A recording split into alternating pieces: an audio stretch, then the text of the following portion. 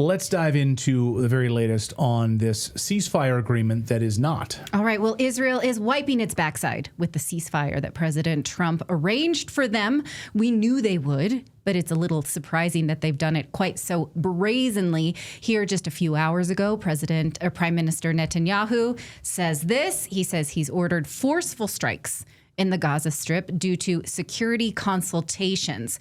Now, he doesn't specifically say what, but Israel has said that this is retaliation for an attack that Hamas had perpetrated on its soldiers, but did not give many details. They usually don't. They also say, look, you were going to give us these remains of Israeli hostages, and you have not done that yet. That gives us the right to step up our bombing campaign. Now, Hamas has said they do intend to hand over all remains of Israeli hostages.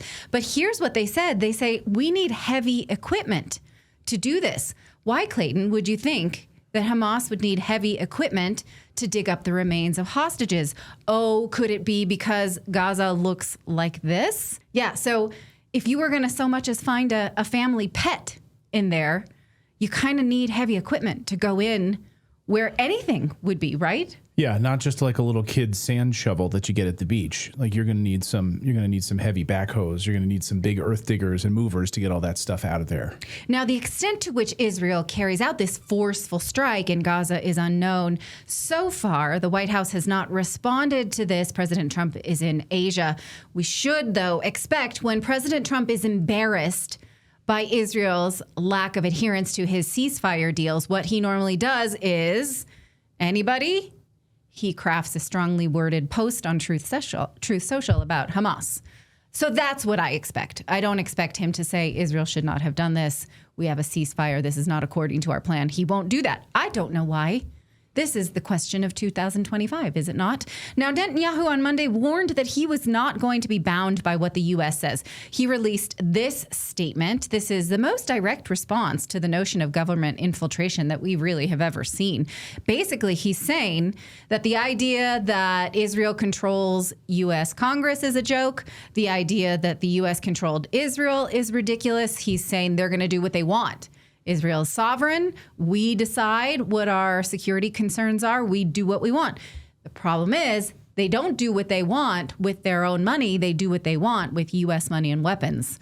So that doesn't track. But he's saying, basically, he's signaling whatever was in that cute little agreement you put forward on Twitter, President Trump, I don't have to do that. I'm not going to do that.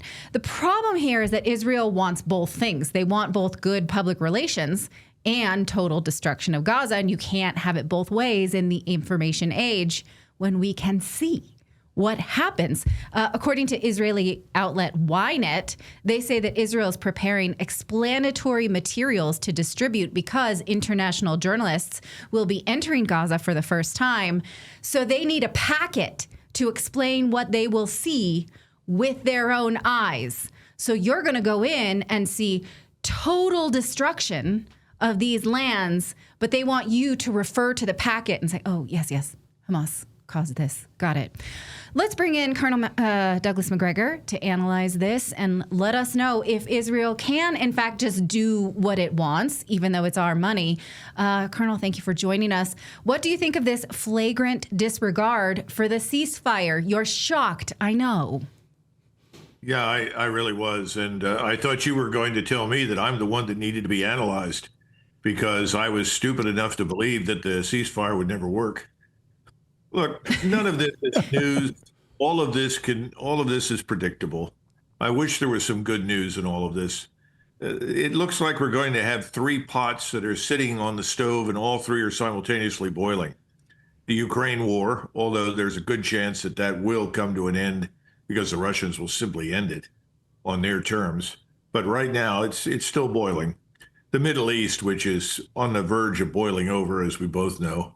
And now the new pot boiling in the Caribbean basin in Venezuela. It's incomprehensible that President Trump wants to do all of these things while simultaneously trying to restore law and order at home in the United States and enforce federal law. A very difficult task. Let me ask you something. How much time do you spend every day on a web browser? How much time do you spend clicking around online, searching, scrolling, typing, endless tabs? It's a lot, right?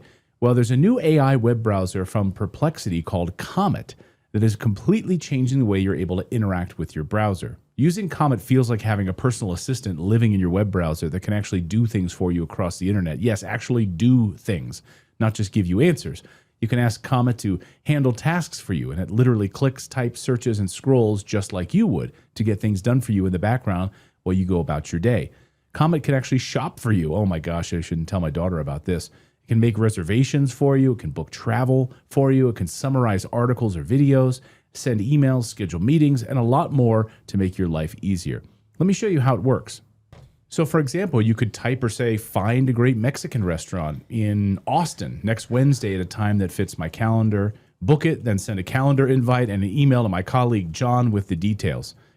Pretty cool, right? So download Perplexity's new AI web browser called Comet today by heading to pplx.ia/redacted and let your browser work for you. Plus, right now when you download Comet, you get a month of Rumble Premium for free. Again, that's pplx.ia/redacted. Go now and take back your time online. You served under President Trump. You worked at the Pentagon. If you were sitting in the room right now with President Trump, talking with him about Gaza, what would you tell him? What would your advice be? Here, Netanyahu, in this agreement, has basically saying we have 58% of Gaza's territory. Now we are going to take more territory, a clear violation of these terms, and really spitting in the face of President Trump. What would you tell President Trump to do right now, strategically? But let's be frank, I don't think President Trump is any more surprised than we are. I think he knows exactly what he's dealing with. He was simply running cover as much as he could for Netanyahu and the regime down there. So his donors essentially told him this is what they wanted when they supported him, and he agreed that he would see it through. Now, we don't know all the details that were agreed to, but he knows he's really in a position for which he cannot easily escape. I don't know what I could tell him to do at this point, because the only answer is to cut Israel off, stop funding them, and put an end to this mass murder and expulsion, not just in Gaza, but also in the West Bank. But look, he's not going to do that. And trying to talk to Netanyahu on any other grounds other than pure power is a complete waste of time. Do you think that this is going to spill into a larger regional war? We obviously talked about Iran, Lebanon. Do you think that that's where this is heading, or will this be contained to just Gaza and the West Bank? I think we're heading back into confrontation with Iran, whether we like it or not. Contrary to everything President Trump has said, Iran is not some sort of defeated, vassalized state, far from it. They're living in a state of readiness to defend themselves. They're prepared. Turkey is becoming more and more unstable from the vantage point of Mr. Netanyahu. He's worried the Turks might do something. Now, the good news for him is that I think as long as Mr. Erdogan lasts, he will do everything in his power to stay out. But if Erdogan, for some reason, should stumble or end up leaving office, so the next ones that are lined up are all strident nationalists who would love nothing more than to throw the Israelis out of the Middle East. So I think it's a very dangerous time. And Egypt remains at a boil. I'm surprised that General Sisi has lasted this long. He's another one who's on a tightrope. So the bottom line is this could blow up at any point in time, and it could go regional very quickly. But all of that depends upon what the Israelis do and what we do. We're going to stand by the Israelis. If we stand by them, we'll be drawn into it. The question is, can we do that, as well as Venezuela, what's happening in Ukraine, and ultimately what we're trying to do at home? And none of this addresses the real gorilla in the room, the 1,000-pound gorilla, which is the financial condition of the United States, this very brittle foundation we're standing on. Yeah, and the cracks are presenting themselves as we speak, by the way. We look like we're sitting on a bubble. Ray Dalio, just over the past 24 hours, has all the hallmarks of a bubble that we're approaching here. Go ahead, Natalie. Well, I was going to ask you now, the U.S. is reportedly moving an aircraft carrier strike group, including destroyers, into South American waters, which looks like an escalation with Venezuela. So, you have said that we don't have the weaponry to withstand a full-on war with Iran. Is it possible, though, that we're moving our troops out of harm's way into South America in preparation for what might be a retaliatory strike from Iran if Israel escalates?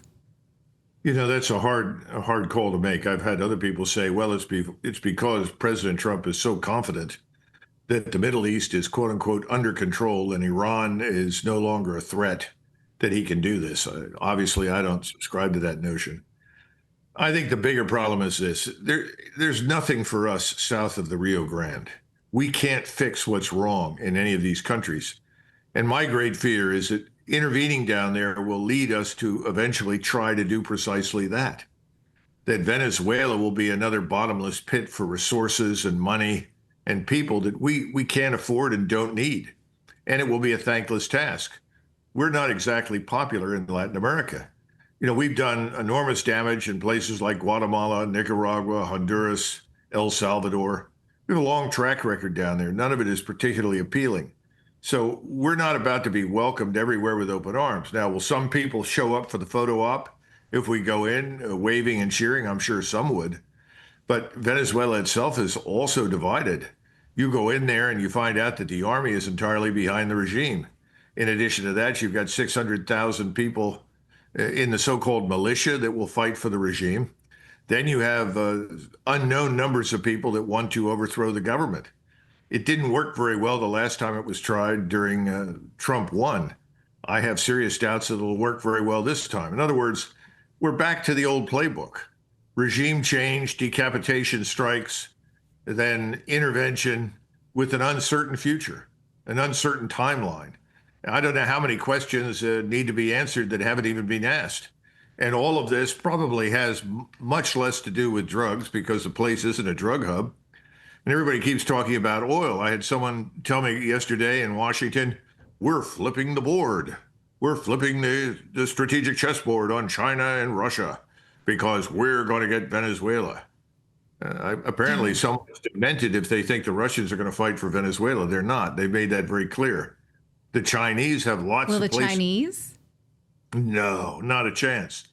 They're not stupid. They would not fight in the Western Hemisphere far from their lines of communication and logistics and forces. So I don't know what people think this is going to do in connection with China and Russia. And then there's the oil issue.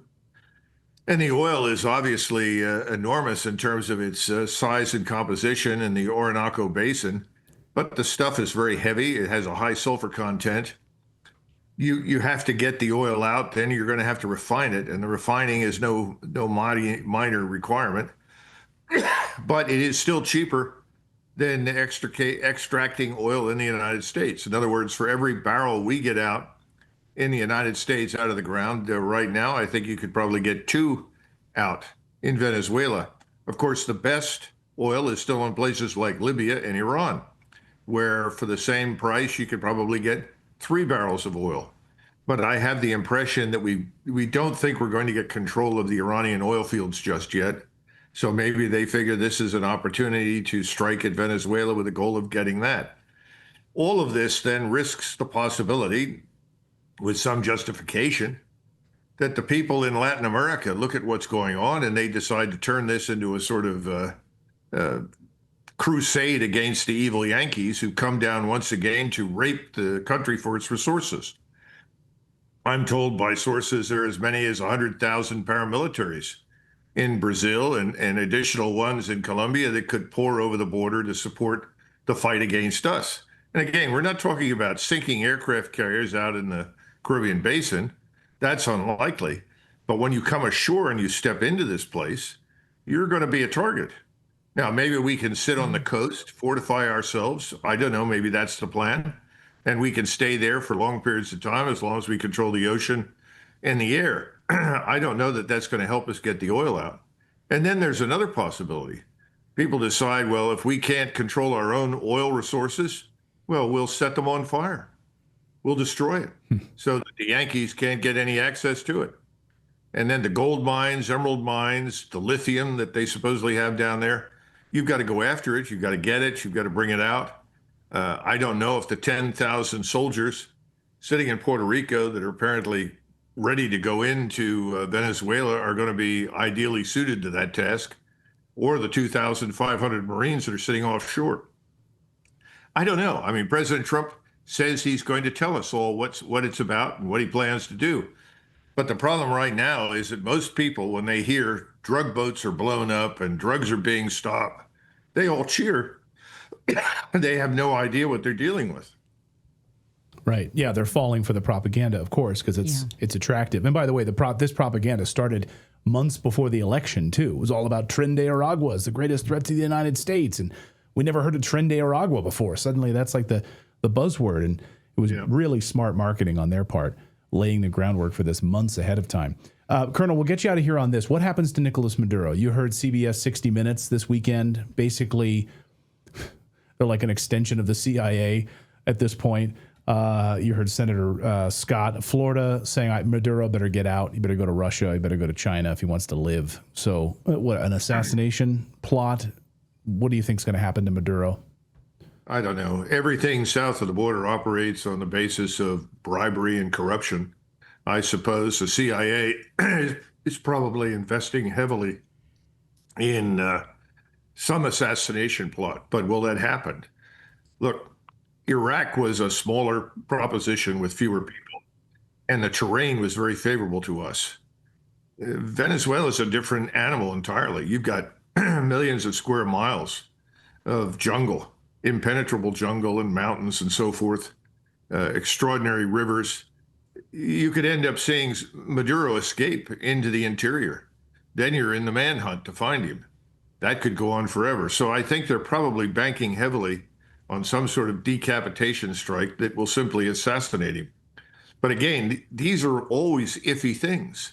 You plan for success, but frequently you don't get it. We didn't get it in Iraq either, and we went for months trying to find Saddam. Colonel Douglas Macgregor, host of the National Conversation, always great to see you. Thank you so much for this. You've been right more times than I care to admit, and you'll be right again on this one. Thanks, Colonel. Yep. Yeah. Well, thanks very much. Bye-bye.